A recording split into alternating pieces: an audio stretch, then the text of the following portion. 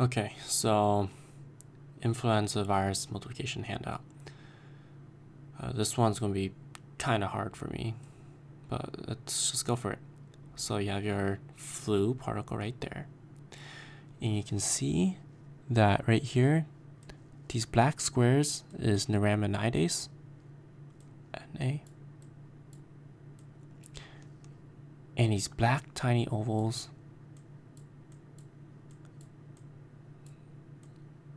is hemagglutinin, and that's illustrated right here. You'll also see the eight different genome segments, native single-stranded RNA genome segments of flu.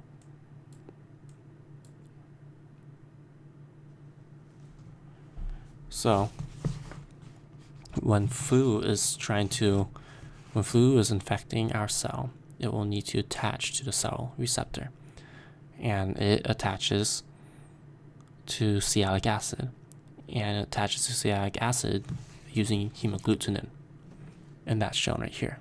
Okay, see? Cellular receptor, sialic acid. And you can see this black line. See? It's touching that oval hemagglutinin. So, a bunch of sialic acid binding to the hemagglutinin. Finally, you have penetration via receptor-mediated endocytosis, I believe. Yep, receptor-mediated endocytosis, just like normal. Now, in order to uncoat itself, flu uses M2 protein to pump acid into this vesicle right here. So M2 is actually a ion channel for the virus. So when the virus is inside this bubble,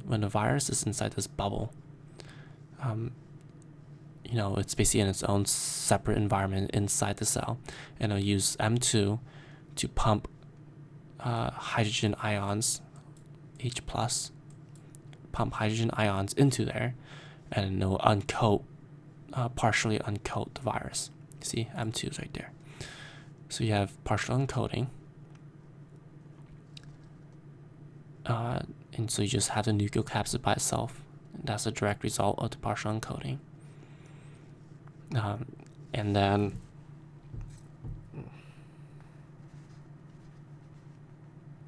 the nucleocapsid protein, I believe it's the nucleocapsid protein that functions as a nucleocapsid localization signal, right? It only makes sense. The thing that makes up the capsid will be the thing guiding the viral particle to go to the nucleus. Because remember, if you recall, flu replicates, it does a lot. It does its replication and its transcription inside the nucleus, and then it brings the RNA, the mRNAs, the positive single-stranded RNAs, into cytoplasm for translation. We'll go into detail, but you see here again, this is the flu particle, and it goes to the nucleus.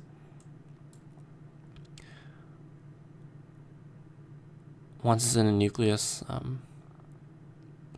it doesn't show it here, but basically it goes through full uncoating, and you can see that first it undergoes primary transcription.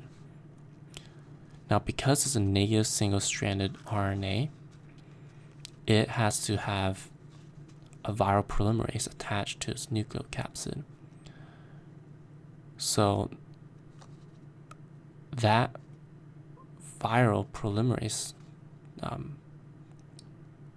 it does a few things. The viral polymerase is made up of 3 parts. The first part is PA.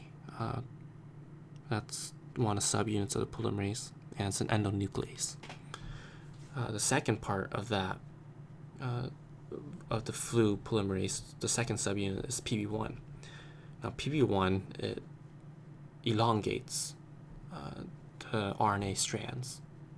So it's just basically, that's like the actual, I guess you could say sort of like the actual polymerase subunit is the thing that actually does elongation. Excuse me.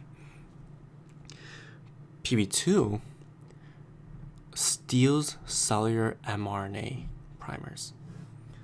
So far, all the viruses that we've learned, they make their own primers. They start their RNA transcription and their RNA replication by themselves, or in the sense that they can make their own primers. But flu is special in that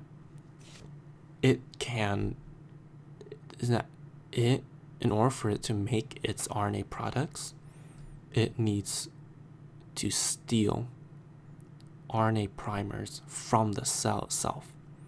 It's kind of messed up. It's basically like, it's not only is it's like the perfect parasite. It takes advantage of our machinery and then even eats our own primers that we've made.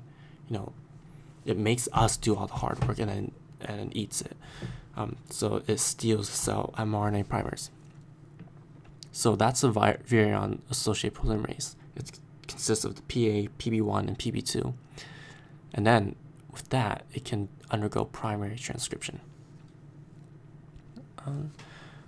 So primary transcription, you basically make the positive, this is the negative single-stranded RNA template.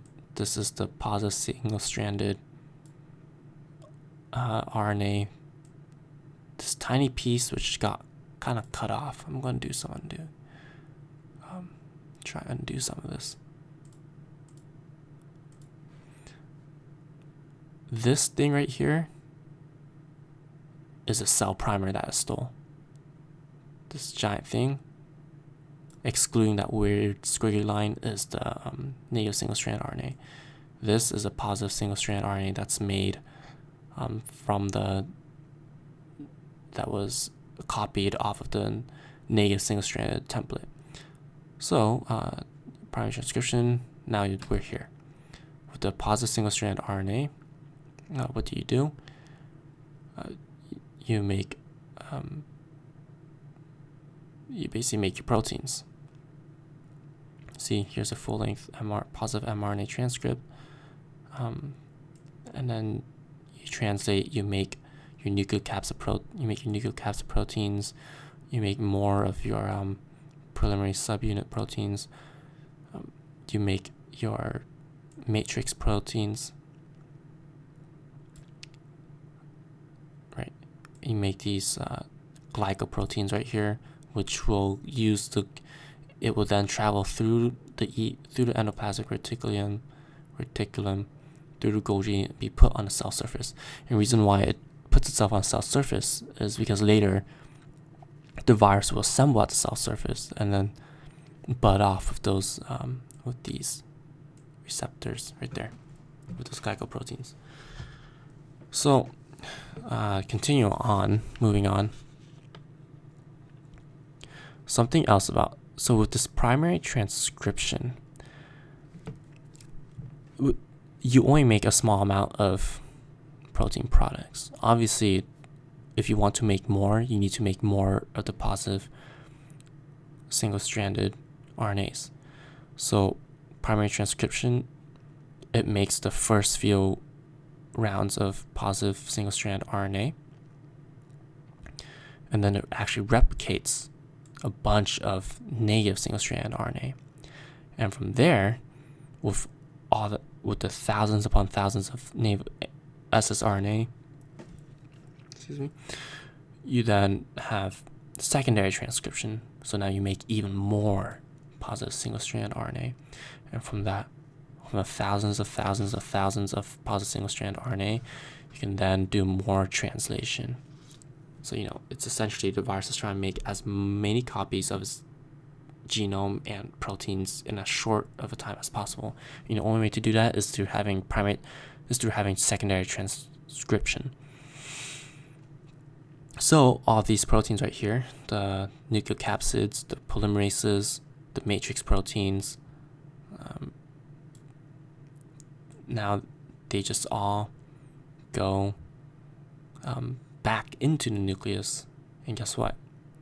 You have a bunch of these proteins right here, a bunch of the negative signal-stranded RNA.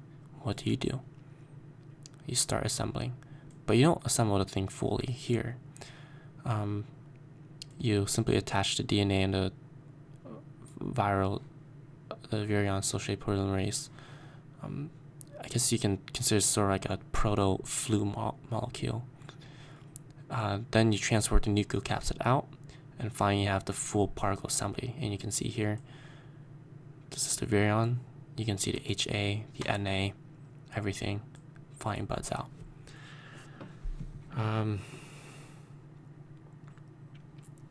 Now, this is probably a bit out of order, but I'll do it now. So we already said what HA and NA does. Well, actually no, we did not. HA is responsible for virion attachment to sialic acid. Neuraminidase is actually responsible down here, where it helps the flu exit. That's its job. That's what neuraminidase does. That helps the flu release itself. M2, we already said what M2 does. It's an ion channel that helps, that allows flu to do partial uncoating by pumping in hydrogen ions. We already said what PA, PB1, PB2 does. NP is a nucleocapsid. So that's a nucleocapsid protein. PA is an endonuclease. PB1 is the polymerase subunit that does the actual elongation of RNA strands. PB2 steals cell mRNA primer caps. And NS1. So when I see NS1, I think suppresses immune system. Well, NS1 stands for non-structural protein. So it's not part of the structure of it's not part of the virion particle. It's made after it infects the cell. But NS1 is a non-structural protein, and it stops apoptosis. It stops cell use of mRNA, so that it can free up the cell mRNA primers for viral use. And NS1 stops the immune system from working properly, and does this by messing up interferon activity. M1 is just a main matrix protein, and NEP, which is sometimes called, which is also called NS2, directs virion export. All right, great. So that's this handout. Hope that helps. If there's any confusion, just put in the comments. I know this handout's pretty confusing, but good luck.